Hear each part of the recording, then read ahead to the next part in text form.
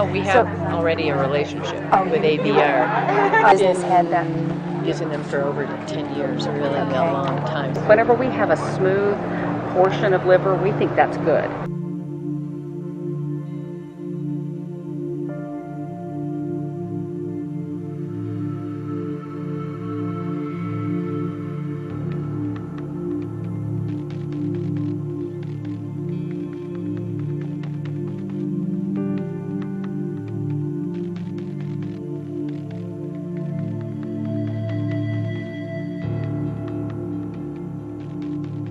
There are no financial benefits to the Absolutely clinic. not.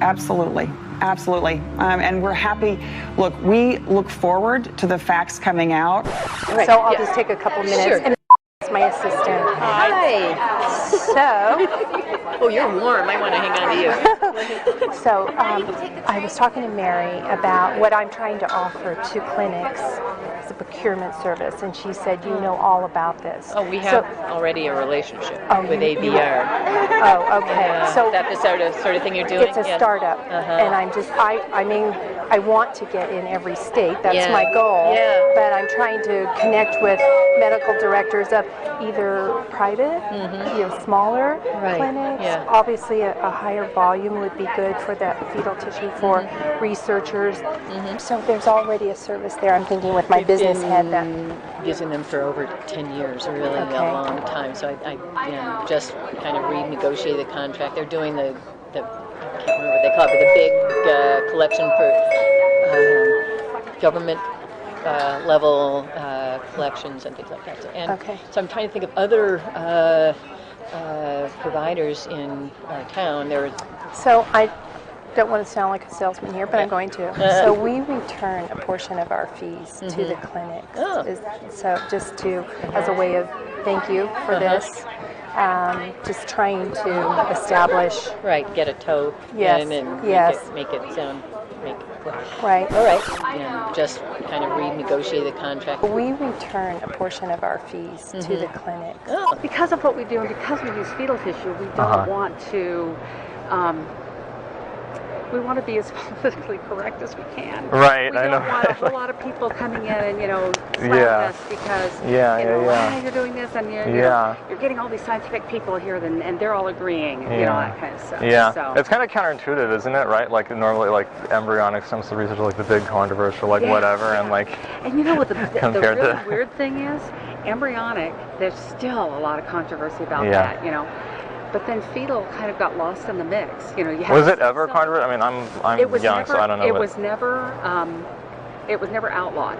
Where during the Bush administration, Bush one, it was no federal funding could go to stem cell research or to embryonic cell research. But fetal tissue was taken out of that. So we continued to send tissue to people like NIH. Even though the government was paying for it, fetal tissue weren't put in that little box of embryonic because it's different. Now they're trying to make abortion illegal, and that's where we get our tissue. Now they're trying to make abortion illegal, and that's where we get our tissue. You probably know Jackie Barbic.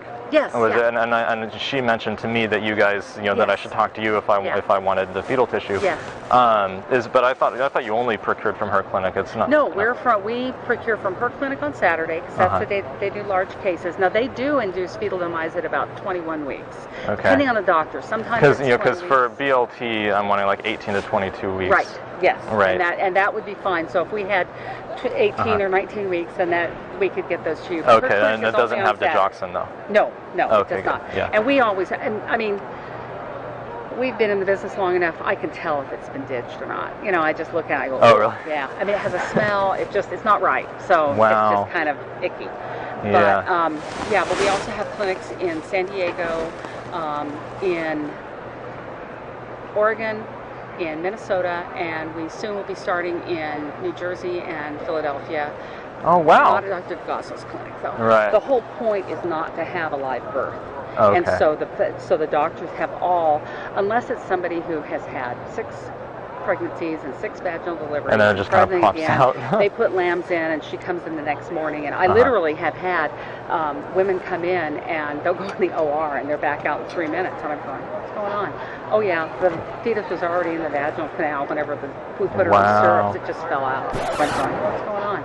Oh, yeah, the fetus was already in the vaginal canal whenever we put her on syrups. It just fell out. Wow. So, because if they've had a lot of births, then that's kind of what happens. Right. But most of the time, it is not intact. We have some other people who would like to get, like the biliary tree area, that kind of thing. Yeah. And I think over the past 3 months, we've been able to send 2. Really? Because they just aren't. The abdomen is always ripped open. Wow. And I don't understand. Are the organs inside intact, like the liver and the organs are reasonably? Everything will just get ripped up.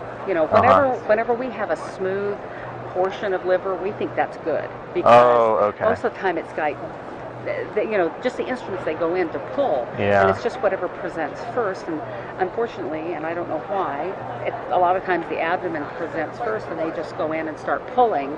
And so they just pull it out by the abdomen. They're not trying to. They're not trying to. They don't have my interests in mind. Or mine.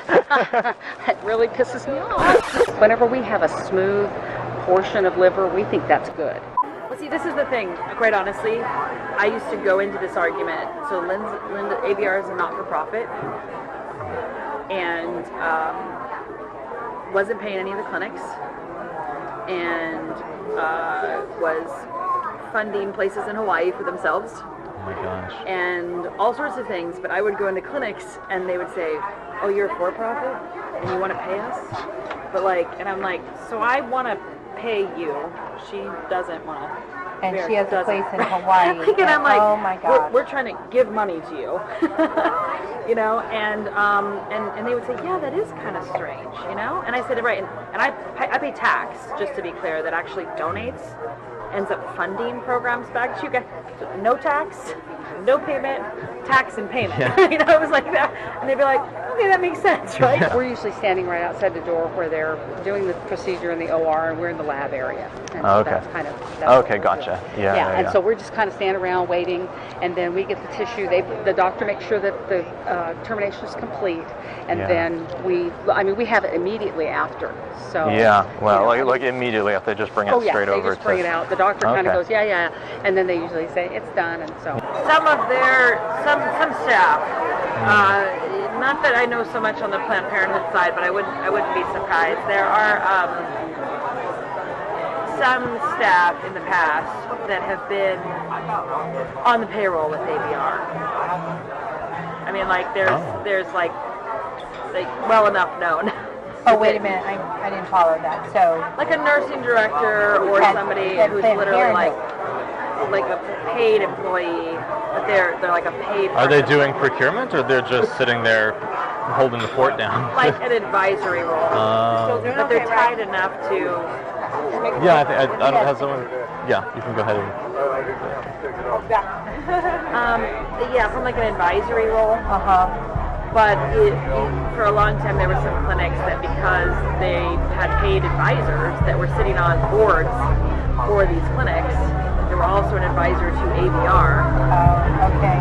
You were just never going to go anywhere with it. You know what I mean?